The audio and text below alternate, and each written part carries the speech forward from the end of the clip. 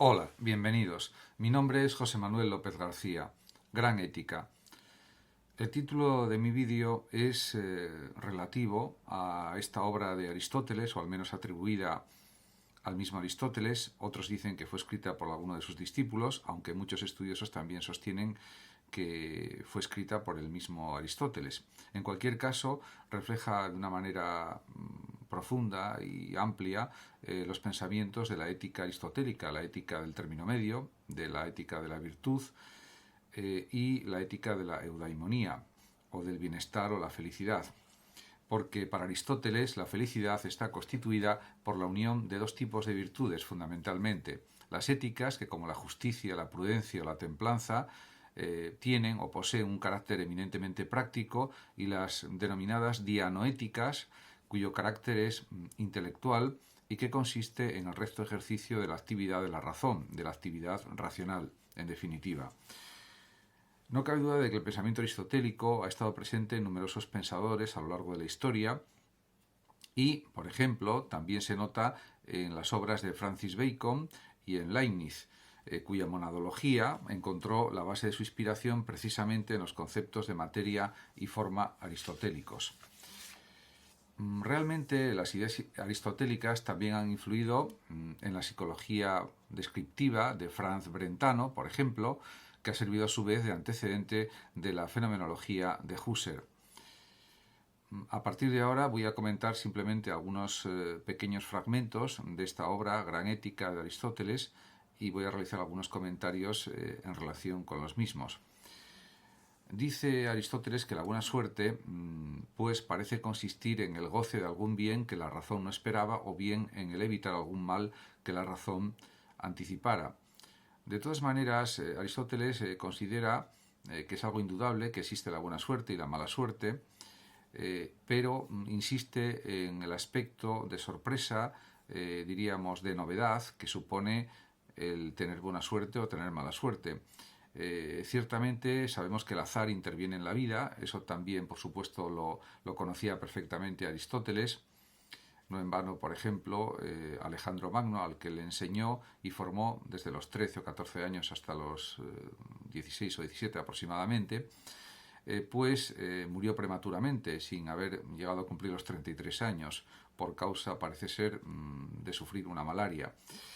Y en este sentido, la propia vida que había en la Atenas de su tiempo, en los años 340 a.C., 350, 330, etcétera, realmente suponía estar inmerso en un mundo en el que había muchos que no llegaban a alcanzar la vejez, muchas personas.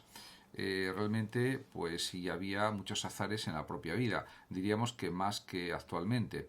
en el sentido de que la vida generalmente era más corta en la antigüedad, de promedio, por lo menos en cuanto a la longevidad, que en la actualidad. Y en este sentido, los aspectos de buena suerte y mala suerte, o las cuestiones relacionadas con la suerte, diríamos que eran quizás más comentadas, más debatidas, más discutidas por los pensadores que convivían con Aristóteles, con Platón y con otros grandes filósofos. En relación con la amistad, a la que Aristóteles da una gran significación, una gran importancia, porque, por supuesto, Aristóteles dice que el ser humano es un animal social, es un animal gregario, y por lo tanto uno de los peores males que puede sufrir cualquier persona es estar solo de una manera absoluta, o no tener amigos o compañía. En este sentido, escribe Aristóteles que la amistad entre hombres buenos es de hecho la más firme, la más duradera y constante, y la más noble y honesta. Es la amistad cuyo fundamento es la virtud y la bondad, y esto es solamente lo razonable. Claro, porque posteriormente en esta misma obra, en este mismo escrito aristotélico, el propio Aristóteles insiste en que hay tipos de amistad que no son los más adecuados, que se basan simplemente en el puro interés, en el puro provecho, y no simplemente, diríamos, en la relación entre dos inteligencias, entre dos formas de sentir la vida, de entender el mundo, etc. Y en este orden de cosas está claro que él considera que la virtud debe estar presente en la amistad, la virtud entendida como bondad, como dignidad, como fortaleza, como firmeza, etc. Realmente, como se puede observar, Aristóteles, en esta obra, pues analiza muy bien los sutiles matices de la psicología de las personas de su tiempo, que en el fondo son matices psicológicos parecidos a los de la actualidad, en pleno siglo XXI. Y así escribe lo siguiente: el hombre malo, por el contrario, es un verdadero amante de sí mismo, vacío de toda cualidad noble que pueda justificar tal amor. En ausencia de ello, él se amará a sí mismo meramente porque es él mismo. Con este planteamiento de Aristóteles se observa que realmente la humildad, la bondad de carácter, diríamos que no compaginan simplemente con el amarse a sí mismo, diríamos de una manera neutral. Y en este sentido también se puede decir que realmente las personas más egoístas, malas, negativas, pues precisamente son quizás las que más se quieren a sí mismos. Y en cambio las personas que son más bondadosas o que son buenas, pues aunque son conscientes de su bondad y de su dignidad, pues realmente se respetan a sí mismos y respetan a los demás de una, diríamos, de una forma más clara, más evidente, y no admiten, diríamos, un amor excesivo a sí mismo. En relación con esto, también escribe Aristóteles que es fuerte un hombre que no teme aquellas cosas que temen la mayoría de los hombres o incluso todos.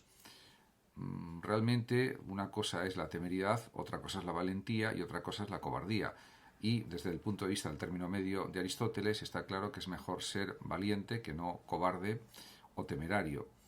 Aquí el sentido de fortaleza humana se refiere a que Aristóteles considera que tenemos que ser fuertes, resistentes, resilientes, de alguna manera, ante todas las dificultades y adversidades de la propia vida, que son comunes para todas las personas, en mayor o menor medida. Y, en consecuencia, también dice Aristóteles que, por consiguiente, el que bajo la luz de la razón y teniendo lo honesto y bueno como fin se arroja intrépidamente a los peligros, etc., es el que debe ser considerado fuerte, y en este conjunto de circunstancias es donde hay que situar la fortaleza. Lo que no quiere decir, por parte de Aristóteles, que haya que arrojarse pues, de una forma temeraria a una muerte segura, sin ningún fin, utilidad o sin, diríamos, la capacidad de juzgar previamente la situación. Lo que quiere decir es que ante todos los avatares de la vida hay que ser fuertes y esta es la mejor conducta, la mejor actitud ante la propia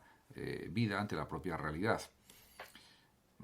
Y básicamente esto está insistiendo en que lo más importante para el ser humano es seguir los dictados de la razón y también en parte de los sentimientos, pero sobre todo de nuestra racionalidad, de nuestra prudencia,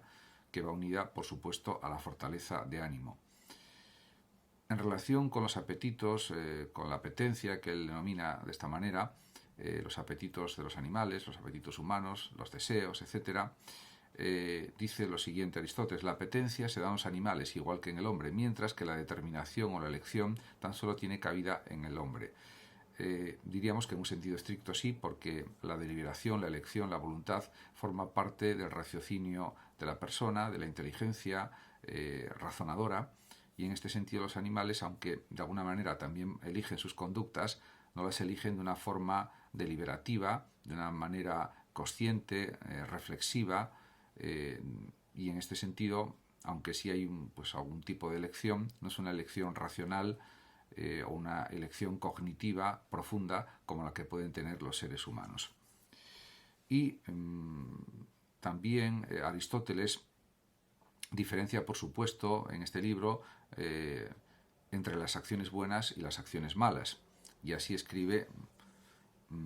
esto que voy a leer a continuación. Ahora bien, el principio de una acción mala, como de una acción buena, es una determinación, un acto de voluntad y todo aquello que en nosotros tiende a la razón. Aquí está uniendo Aristóteles lo que es la decisión o la determinación en cuanto a las acciones, a las decisiones que se toman para actuar, uniéndolo a la voluntad y uniendo esto también a la propia razón consciente, a la propia capacidad de argumentar, de razonar, de ver los pros y los contras de las acciones, de no caer en los excesos ni en los defectos en la acción, de buscar el término medio, que sería algo propio también de la razón o de la prudencia, podríamos decir. Y en este sentido, pues está claro que hay una libre decisión consciente para hacer el bien o para hacer el mal, según el propio Aristóteles, con lo que me parece que está afirmando también que es necesario educar la voluntad y educar el carácter mediante buenos hábitos o buenas costumbres. Por eso el propio Aristóteles, en sus tratados, en su Ética Nicómaco y en otras obras de ética que escribió, pues realmente insiste en la importancia de los hábitos, de las buenas costumbres, para tener una buena disposición en la conducta y tener buenos comportamientos. Realmente,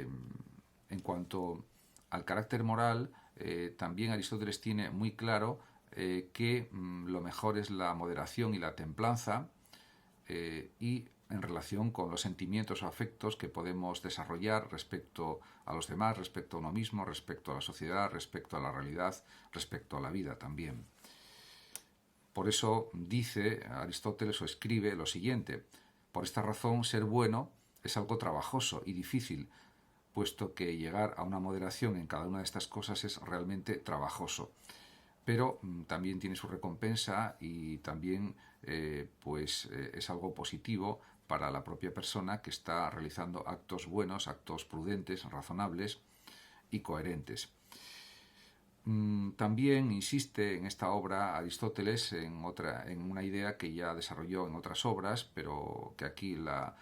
elabora de otra manera, algo diferente, pero que viene a decir lo mismo, y que es lo siguiente: una buena disposición es la que equidista entre el exceso y el defecto. Sería volver a incidir en la cuestión del término medio como modelo de comportamiento y como ejemplo de virtud, podríamos decir. Realmente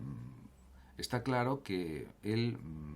propio Aristóteles considera que hay que saber dominar nuestras emociones, pasiones, sentimientos, nuestras conductas, porque de esa forma somos racionales y prudentes, que eso no quiere decir que no seamos atrevidos en la búsqueda de la excelencia humana, de nuestra excelencia como personas, como sujetos, como creadores,